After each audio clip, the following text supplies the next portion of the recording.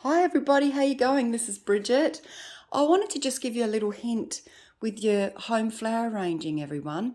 And look, some of you may know this, but this has been something that's quite interesting, and for me, it's making a difference. So I think it's worth sharing with you.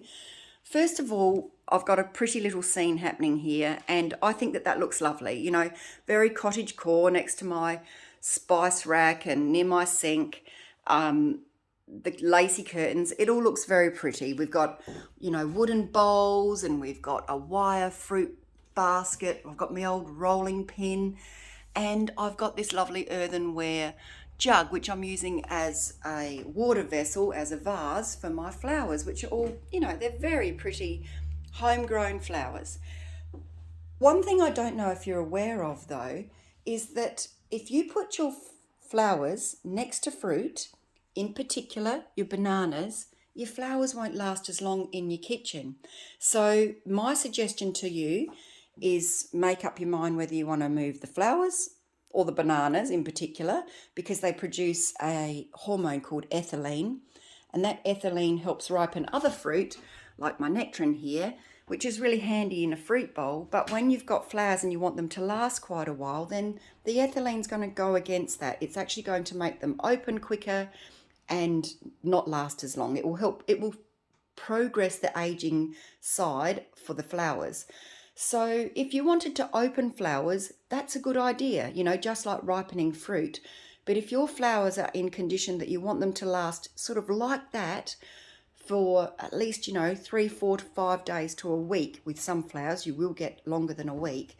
I would suggest that you move the flowers away from the bananas, or move the bananas away from the flowers. So your choice. The other thing to consider is the window.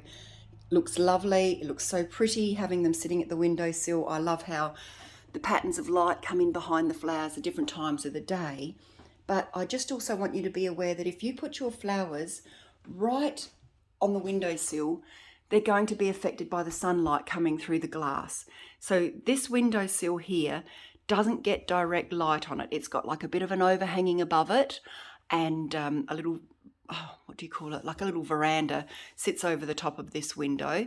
So it doesn't get direct sunlight on this window, and my flowers are never burnt here. Whereas if I put my flowers in my lounge room, it does get the direct heat. There is no little window shelf above it, and my flowers burn off quicker, same as my indoor plants. So basically, be aware that there's plants like tulips, sunflowers, there's other flowers as well, that they turn to the sun. So that will mean that you'll come back and you'll be like, what's going on? My plants have moved, my flowers have moved within my arrangement. So, and indoor plants definitely do it.